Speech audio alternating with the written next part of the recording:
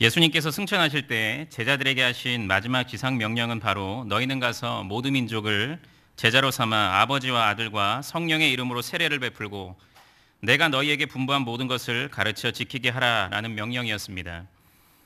그런데 우리가 보는 한글 성경에서는 너희는 가서 모든 민족을 제자로 삼아 세례를 주고 가르쳐 지키게 하라가 단순 열거되어 있지만 원어 성경에는 모든 민족으로 제자를 삼으라는 이 명령 동사가 너희는 가서 세례를 주고 가르쳐라는 세 개의 분사로 둘러싸여 있음을 알 수가 있습니다. 그러므로 이 말씀은 제자를 삼는 일이 가는 것과 세례를 주는 것과 가르치는 것을 통해서 이루어지는 것이며 예수님의 지상 명령의 궁극적인 핵심임을 밝히고 있는 것입니다. 따라서 예수님의 마지막 지상 명령을 간단히 요약하자면 제자를 삼는 일이라고 할 수 있습니다. 하지만 이 시대 많은 교회는 예수님의 마지막 지상 명령이 바로 그와 같이 제자를 삼는 일이라는 사실을 부정하지는 않지만 정작 제자를 삼는 것이 무엇을 의미하는지를 잘 모르는 경우가 참으로 많이 있습니다. 즉 예수님의 제자가 된다는 것이 무엇을 의미하는지 전혀 모르는 것입니다. 그래서 그들은 제자를 삼는 것을 단순히 어떤 사람을 교회로 전도하는 것이라고 여기기도 하고 또 어떤 경우에는 어떤 사람을 교회의 직분자로 세우는 것이라고 여기기도 하며 또 어떤 경우에는 어떤 사람을 세례를 받는 것이라고 여기기도 하는 것입니다. 하지만 오늘 본문에서 예수님께서는 과연 자신의 제자가 누구인지를 분명하게 가르쳐주고 있습니다. 그렇다면 이 시간 주어진 본문 말씀을 통해 과연 예수님의 참 제자는 누구인지 함께 상고해 봄으로써 은혜를 나누고자 합니다. 첫 번째로 예수님의 참 제자는 그분께서 참 하나님이시며 유일한 구원주라는 분명한 믿음을 갖습니다. 우리 본문 18절부터 21절까지를 함께 봉독하겠습니다. 시작. 예수께서 따로 기도하실 때에 제자들이 주와 함께 있더니 물어 이르시되 무리가 나를 누구라고 하느냐? 대답하여 이르되 세례 요한이라 하고 더러는 엘리야라 더러는 옛 선지자 중에 한 사람이 살아났다 하나이다. 예수께서 이르시되 너희는 나를 누구라 하느냐? 베드로가 대답하여 이르되 하나님의 그리스도시니이다 하니 경고하사 이 말을 아무에게도 이르지 말라 명하시고. 아멘. 오늘 우리가 살펴보는 누가복음 9장 특별히 1절부터 50절까지는 예수님의 갈릴리에서의 후반기 사역을 다루고 있습니다. 그리고 이 후반기 사역의 특징이라고 한다면 예수님의 사역의 주 대상이 그분의 제자라는 사실인데 그 사역의 핵심은 또한 그들을 자신의 참 제자로 훈련시키는 일이었습니다. 왜냐하면 그들은 예수님께서 죽으신 이후에 복음 전파 운동에 주도적으로 헌신할 자들이었기 때문이었습니다. 그래서 예수님께서는 앞서 자신의 12제자들에게 귀신을 쫓고 병을 고치는 능력을 주시고 하나님의 나라를 전파하는 사명을 주시면서 그들을 갈릴리의 여러 지방으로 파송하셨던 것입니다. 그리고 오병이어의 기적을 일으키실 때에도 제자들에게 너희가 먹을 것을 주라라고 하시면서 그 사역에 동참시키도록 했던 것입니다. 그리고 이어지는 내용이 바로 오늘 본문의 말씀입니다. 즉 예수님께서는 홀로 기도하신 후에 제자들을 만나셔서 한 가지 의미심장한 질문을 하시는데 그것이 바로 무리가 나를 누구라고 하느냐라고 하는 질문이었습니다. 그러자 제자들은 그 질문에 대해 세례 요한이라 하고 더러는 엘리야라 더러는 옛 선지자 중에 한 사람이 살아났다 하나이다 라고 대답했습니다.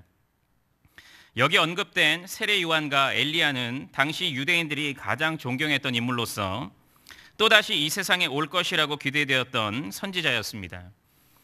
그리고 옛 선지자 중에 한 사람 또한 모세나 이사야 같은 위대한 선지자를 가리키는 것이었습니다. 이처럼 많은 무리들은 예수님을 그와 같은 위대한 선지자 중에 한 사람으로 여겼습니다. 하지만 분명히 이것은 그분에 대한 올바른 인식은 아니었습니다. 한편 예수님께서는 그것에 대해 그 어떤 언급도 하지 않으시고 그들에게 한 가지 질문을 더 하시게 되는데 그것은 바로 그렇다면 너희는 나를 누구라 하느냐라고 하는 질문이었습니다. 즉 많은 사람들을 나를 그와 같이 선지자 중에 한 사람으로 여기고 있는데 그렇다면 나의 제자라고 하는 너희들은 과연 나를 어떻게 인식하고 있느냐라고 하는 질문이었던 것입니다. 그리고 이것이 바로 예수님께서 그들에게 진정으로 하시고자 하셨던 핵심 질문이었습니다. 그런데 이 질문에 대해 예수님의 수제자인 베드로는 하나님의 그리스도신이다라는 대답을 하게 됩니다. 하지만 이 문장은 의미상 부자연스러운 면이 있는데 헬라어 문법에 따라서 소유격 의의를 뭐뭇으로 말미암는이라는 뜻으로 해석하면 그 의미가 분명해집니다. 즉 베드로의 고백은 하나님께로부터 말미암은 그리스도입니다라는 고백을 했던 것입니다. 여기서 그리스도는 곧 히브리어로 메시아, 기름 부음을 받은 자라는 뜻인데 구약에서는 선지자, 제사장, 왕이 그와 같이 기름 부음 받음을 받는 자에 해당되었습니다.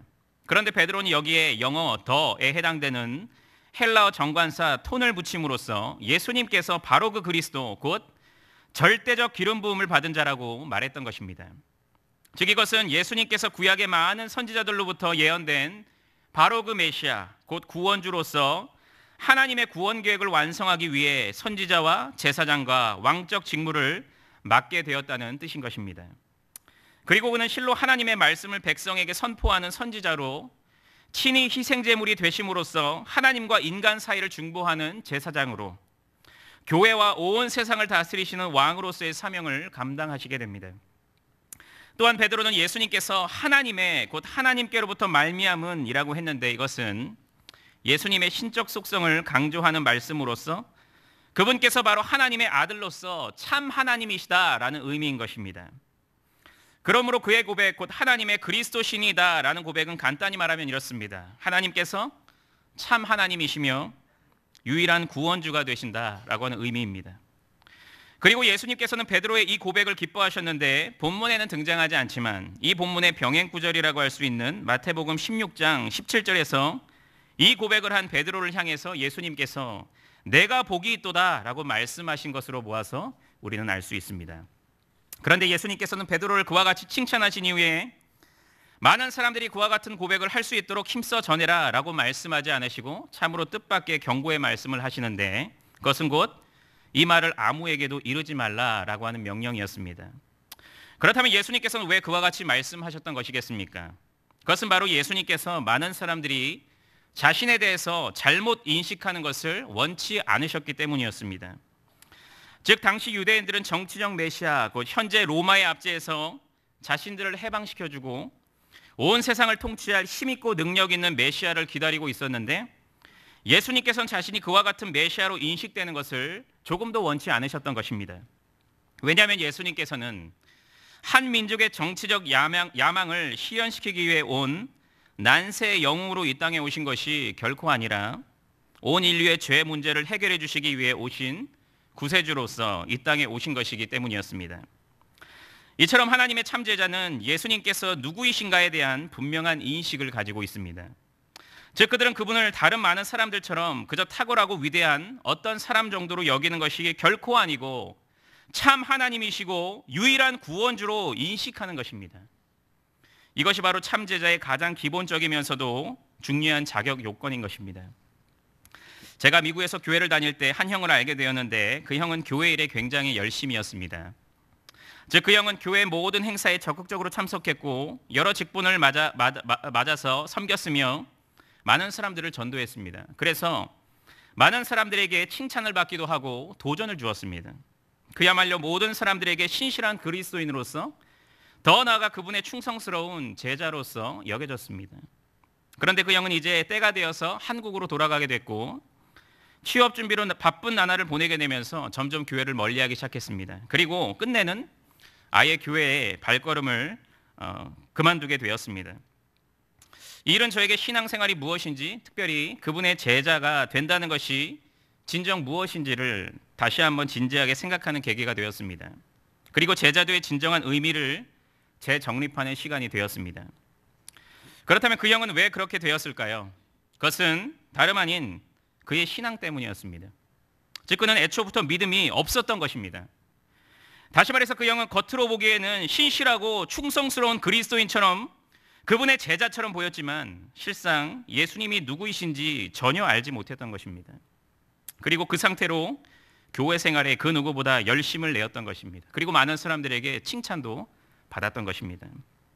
즉 그는 교회에서 설교와 성경 공부를 통해 그분에 대한 지식은 많이 쌓았지만 그 지식이 그분을 진정 살아계신 하나님이요 온 인류의 구원주로 믿는 신앙에까지는 이르지 못했던 것입니다. 그러므로 그의 모든 신앙생활은 철저히 예수님 밖에서 이루어진 신앙생활이었던 것입니다. 그래서 그 모든 환경이 변하자 그는 언제 그랬냐는 듯이 불신자로서의 삶을 살아가기 시작했습니다. 여러분, 이것은 참으로 무서운 일이 아닙니까? 그토록 하나님을 뜨겁게 사랑했고 예배했으며 섬겼던 사람이 가짜였다는 사실이 두렵고 떨리는 일이 아닙니까? 그 모든 것이 하나님께 바쳐지지 않은 헛된 사랑이요 예배였고 섬김이었다는 것이 참으로 안타까운 일이 아닙니까? 성도 여러분, 제자도의 가장 기본은 예수님이 누구이신가를 분명히 알고 믿는 것입니다. 즉 그분을 지금도 살아계시고 역사하시는 참 하나님으로 나의 죄 문제를 해결해 주신 구세주로 확실히 인식하고 믿는 것입니다. 이것이 분명하지 않으면 그 사람은 결코 그분의 제자라고 할 수가 없는 것입니다. 어떻게 예수님께서 자신이 누구인지도 모르고 따르는 자를 향하여서 너는 내 제자다라고 할 수가 있겠습니까? 그럴 리가 없지 않겠습니까? 그리고 예수님을 뛰어난 어떤 한 사람으로, 심지어 세상에서 가장 훌륭한 사람으로 여길지라도 그것은 그분께 대한 모욕이고 모독이 될 뿐입니다. 그와 같은 인식은 다른 사람보다 조금 나은 것이 아니고 아예 잘못된 것입니다. 왜냐하면 예수님께서는 애초부터 그 어떤 사람과는 결코 비교될 수 없는 분이시기 때문입니다. 즉 그분께서는 자존자로서 모든 만물을 창조하시고 다스리시는 참 하나님이 되시기 때문입니다. 또한 그분께서는 택한 백성들의 죄 문제를 완전히 해결시켜 주시는 참 구원주가 되시기 때문입니다. 그렇다면 어떻게 그런 예수님께서 그분께로부터 지음받은 한 피조물과 같이 여겨질 수가 있다는 말입니까? 아닙니다. 절대 그럴 수가 없습니다. 그것은 그 누가 되었든지 최악의 신성 모독이 될 뿐입니다. 더군다나 그런 자는 결코 예수님의 제자일 수가 없는 것입니다. 스승이 누구인지도 모르는 제자가 어디 있겠습니까? 실상 그들은 가짜인 것입니다. 그러므로 우리는 나는 그분의 제자입니다 라는 말을 쉽게 하기에 앞서서, 또한 그분의 제자로서 어떤 일을 열심히 하기에 앞서서 내가 과연 예수님을 어떤 분으로 인식하고 믿고 있는지를 먼저, 그리고 분명히 점검해 봐야 됩니다. 왜냐하면 그분을 살아계신 하나님이요 구원주로 믿지 않는 상태에서의 그분을 위한 헌신과 충성은 아무런 의미가 없기 때문입니다. 여러분 꼭 기억하시기를 바랍니다. 우리가 모태신앙이라는 사실 그 자체가, 예배당 안에 있다는 사실 그 자체가, 성경을 많이 읽고 기도를 많이 한다는 사실 그 자체가, 봉사를 많이 한다는 사실 그 자체가, 직분자라는 사실 그 자체가 내가 그분의 제자라는 것을 증명하는 것은 결코 아닙니다. 그분의 제자됨의 기초는 그분에 대한 올바른 인식과 믿음에서 비롯됩니다. 이것이 가장 기본적이면서도 가장 중요한 것입니다. 그분이 살아계신 하나님이요 유일한 구원주가 되신다는 사실을 굳게 믿고 고백하심으로써 그분의 진정한 제자로서의 축복된 삶을 영위하시는 성도님들이 다 되시기를 간절히 바라겠습니다. 둘째로, 예수 그리스도의 참 제자는 그분을 자신의 삶의 유일한 주인으로 모시고 그분을 위해 죽도록 헌신하는 삶을 살아갑니다. 우리 본문 22절부터 27절까지 함께 봉독하겠습니다. 시작. 이르시되 인자가 많은 고난을 받고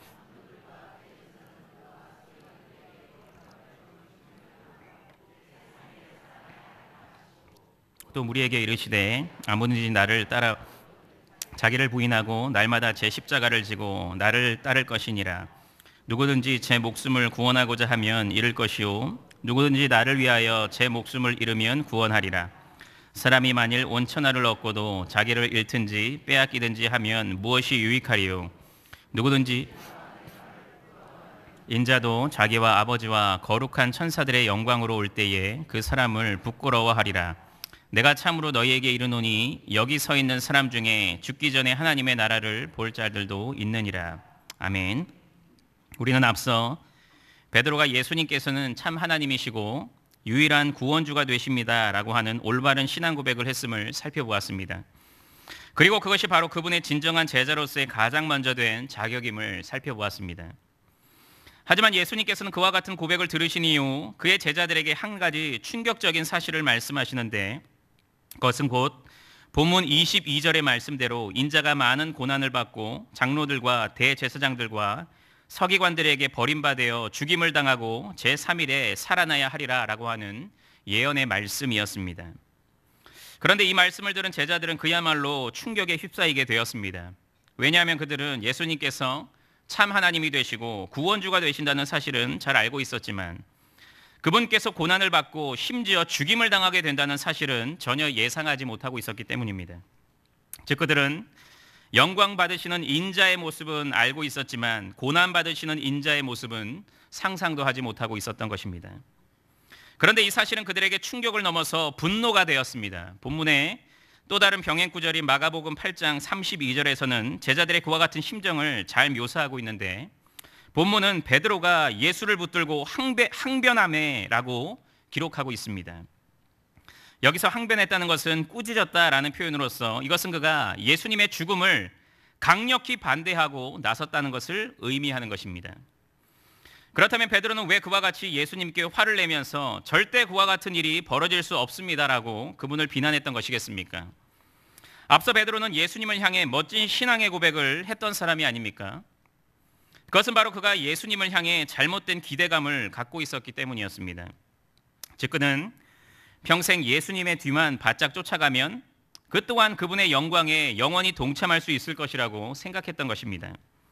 다시 말해서 그분의 은덕을 입어서 이 땅에서 평생토록 부귀영화를 누리면서 살 수 있을 것이라고 생각했던 것입니다. 그런데 예수님께서 죽으신다고 하니 그에게는 마른 하늘의 날벼락이 아닐 수가 없었던 것입니다. 이처럼 베드로는 비록 예수님께서 온 인류의 구원주로 오신다는 사실은 알고 있었지만 그분께서 그 구원을 성취하기 위해 어떤 대가를 치러야 하는지는 전혀 몰랐습니다. 그래서 그분께 항변했던 것입니다. 그러자 예수님께서는 그와 같은 잘못된 제자도를 가지고 있었던 그 제자를 향해 자신의 제자가 된다는 것이 진정 무엇을 의미하는지를 말씀해 주셨습니다. 즉 본문 23절에서 아무든지 나를 따라오려거든 자기를 부인하고 날마다 제 십자가를 지고 나를 따를 것이니라 라고 말씀하셨습니다. 먼저 자기를 부인하고 해서 부인하다는 것은 포기하고 거절하다라는 의미입니다. 그러므로 이 말씀은 자신의 죄된 본성 곧 옛사람을 포기하고 거절하라는 의미인 것입니다. 즉 하나님께서 나를 완전히 장악하고 통치하시도록 나의 주장과 생각과 뜻을 내려놓으라는 것입니다. 다시 말해서 그분께서 나의 전 영역의 주인이 되시도록 나에 대한 통치권을 그분께 완전히 드리라는 의미인 것입니다. 또한 예수님께서는 제 십자가를 지고 나를 따를 것이니라 라고 말씀했습니다. 당시 십자가의 이미지는 공포와 수치 그 자체였습니다. 즉 십자가의 형벌은 그 어떤 형벌보다 가장 끔찍하고 고통스럽게 죽이는 형벌이었기 때문에 사람들에게 큰 두려움을 줬고 또한 그것은 극악무도한 범죄자에게만 내려지는 저주의 형벌이었기 때문에 큰 수치심을 안겨주었습니다.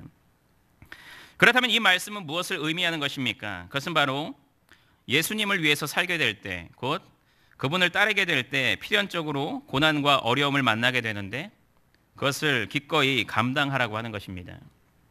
비록 그것이 자신의 생명을 요구하는 일이라고 할지라도 그것을 죽기까지 감당하라는 것입니다. 그런데 예수님의 말씀은 장밋빛 인생을 기대하고 있었던 제자들의 마음을 더욱 무겁게 만들었을 것임에 틀림이 없습니다. 왜냐하면 그것은 예수님께서 걸어가실 그 험난한 길이 또한 자신의 길이 된다는 것을 의미했기 때문입니다. 즉 나도 그분처럼 고난받고 죽어야 한다는 말이었기 때문이었습니다. 그리고 이어서 예수님께서는 그들에게 누구든지 제 목숨을 구원하고자 하면 잃을 것이요 누구든지 나를 위하여 제 목숨을 잃으면 구원하리라 라고 말씀하셨습니다. 이 말씀은 법정에서 신문받는 성도를 염두에 두고 하신 말씀으로 여겨지는데 즉 법정에서 예수님을 부인하면 석방이 되지만 그분을 주로 고백하면 순교하게 되는 것입니다. 하지만 예수님의 말씀은 그것이 결코 끝이 아니라는 것입니다. 그들의 영혼의 결과는 정반대라고 하는 것입니다. 즉 주를 부인하는 자는 잠깐의 자유를 누리게 되지만 결국 영원한 지옥 형벌을 받게 되고 주를 시인하는 자는 이 땅에서 죽음을 맞이하게 되지만 결국 영원한 천국을 유업으로 받게 되는 것입니다. 그러므로 이 말씀은 이 사상에 초점을 맞춘 자기중심적인 삶을 결코 살지 말고 오직 주를 위해 살아가고 헌신함으로써 결국 하나님과의 영원한 교제를 누리는 축복을 누려라 라는 말씀인 것입니다. 그리고 이어지는 25절의 말씀, 곧 사람이 만일 온 천하를 얻고도 자기를 잃든지 빼앗기든지 하면 무엇이 유익하리요? 라는 말씀은 앞의 말씀을 강조하는 말씀으로서 오직 주를 위해 헌신하는 삶을 살아감으로써 영생의 축복을 누리라 라고 하는 의미입니다. 그리고 본문 26절 또한 앞의 내용과 연결된 말씀으로서 예수님을 부끄러워하는 그분을 부인하는 자들은 결국 재림의 때에 영원한 멸망에 이르게 된다는 것을 가르쳐주는 말씀입니다. 그리고 마지막으로 본문 27절의 말씀은 예수님의 참 제자들이 누리게 되는 축복을 말씀하고 계시는데 그것은 죽기 전에 하나님의 나라를 보는 것입니다. 그런데 실상 그들은 이미 하나님의 나라를 본 곧 맛본 자들이었습니다. 왜냐하면 예수님의 오심을 통해서 하나님 나라는 그들의 심령 속에 이미 임했기 때문이었습니다. 그래서 그들은 지금 현실에서 하나님의 통치를 받는 그분의 백성으로 살아가고 있는 자들이었기 때문입니다. 물론 그 통치는 재림 때에 완전하게 이루어질 것이지만 그들은 이미 그분의 통치를 받고 있는 축복의 사람들이었던 것입니다. 그것이 바로 예수님의 제자들이 이 땅에서 받는 최고의 축복이었습니다. 비록 그들은 이 땅에서 실패하는 모습으로 죽는 모습으로 살아가는 자들이었지만 실상 그들은 영광스러운 하나님의 통치를 받으며 살아가는 그분과 동행하며 살아가는 행복자로 승리자로 살아가고 있던 자들이었던 것입니다. 이처럼 예수님의 참 제자는 그분께서 자신의 전 삶을 주장하도록 내어 맡기며 그분을 위해 죽도록 헌신하는 삶을 살아가는 자들입니다. 여러분, 헨리 마틴이라고 하는 선교사님을 알고 계십니까? 이분은 인도 최초의 선교사님으로서 그곳에서 오랜 기간 머물면서 복음 전파의 사명을 힘있게 감당하셨던 분이십니다.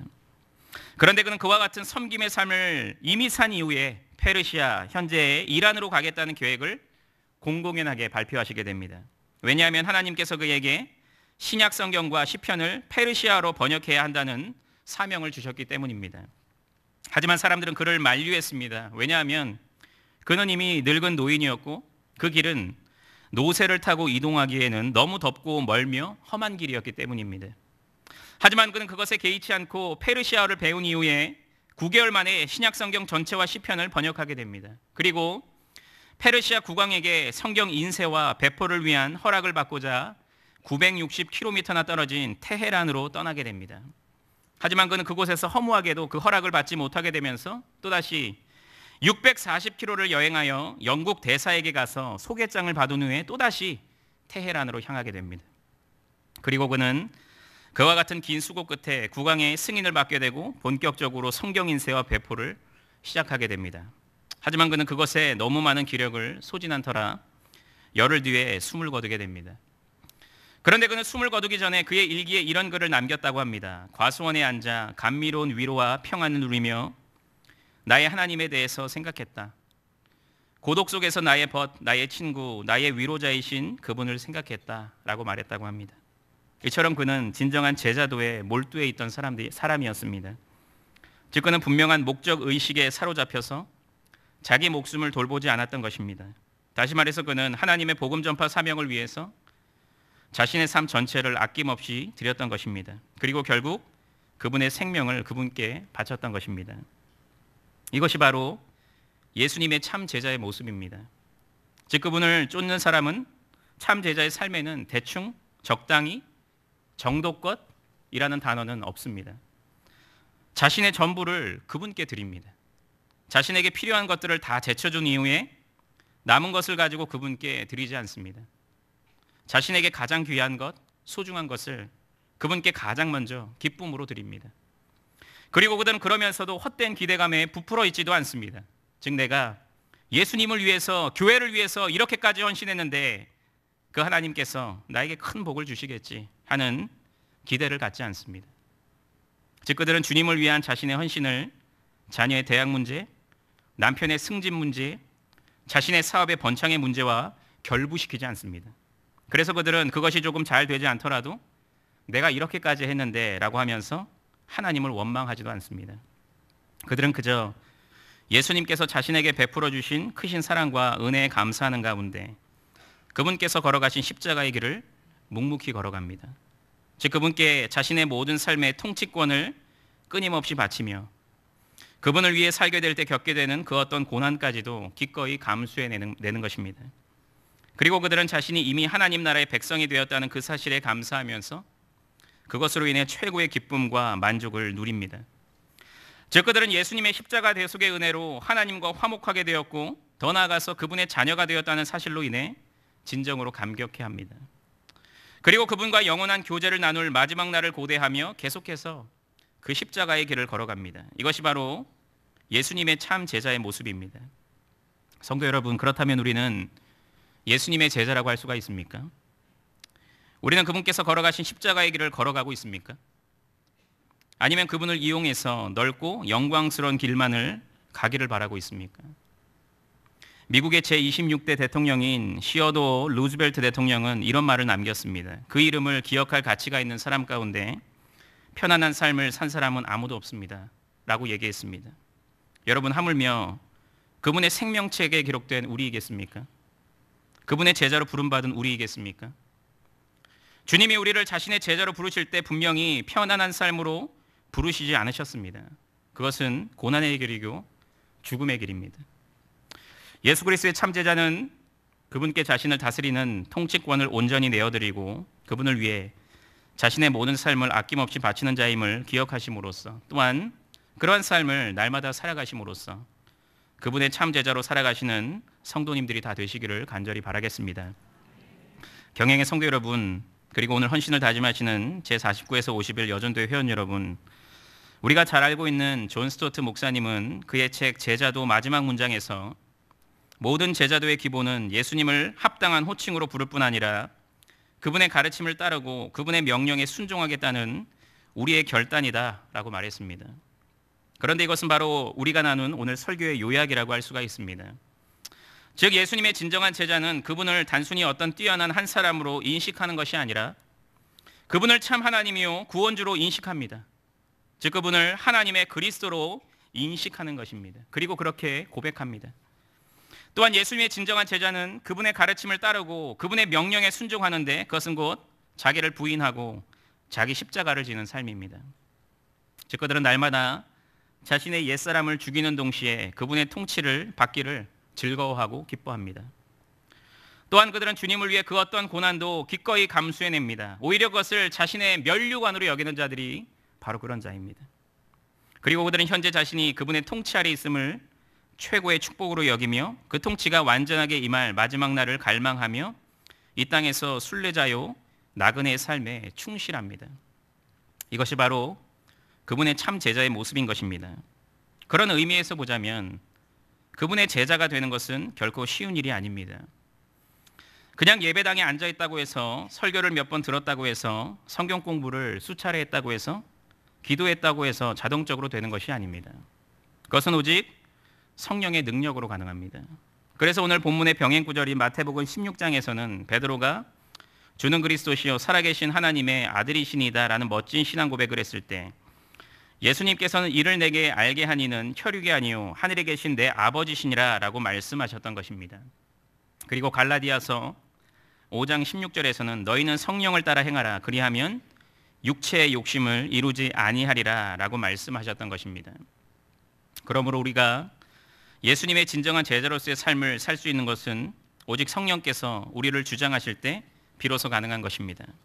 그렇기 때문에 우리는 참 제자로서의 삶을 살기 위해, 즉 예수님에 대한 온전한 신앙 고백과 그분께서 명하신 십자가의 삶을 살아가기 위해 그분께 간구하며 그분의 도우심을 날마다 구해야 하는 것입니다. 말씀을 통해 깨닫는 지혜를 허락해달라고, 순종하는 믿음을 허락해달라고 간절히 기도해야 되는 것입니다. 왜냐하면 그것이 바로 우리가 예수님의 참 제자로 세워질 수 있는 유일한 비결이기 때문입니다. 여러분, 예수님의 신실한 제자로 살아가고 계십니까? 그러면 그와 같은 믿음을 허락하신 하나님께 진정으로 감사하시기를 바랍니다. 그리고 계속해서 그와 같은 복된 삶을 살아가시기를 바랍니다. 그것이 바로 신자가 살아가고 있는 최고의 복 중의 복입니다. 그리고 혹시 이 자리에 계신 성도님들 중에 여전히 세상의 미련을 둔 채 예수님을 더디게 쫓아가고 계시는 분이 계십니까? 그렇다면 진정 예수님의 제자로서의 삶만이 하나님께서 인정하시는 가장 복된 삶임을 기억하시고 여러분이 최우선으로 여기는 그 모든 것을 내려놓고 그분만을 바짝 쫓아가시기를 바랍니다. 그러면 여러분들은 이 땅에서부터 하나님의 통치가 임하는 천국의 기쁨을 누리게 될 것입니다. 그리고 앞으로 맞이하게 될 저 새하늘과 새 땅에서 그 기쁨을 더욱 생생하면서도 풍성히 누리게 될 것입니다. 예수님의 참 제자만이 누리는 이 은혜를 충만히 누리시는 제49에서 51 여전교회 회원들과 모든 경영의 성도님들이 다 되시기를 간절히 바라겠습니다.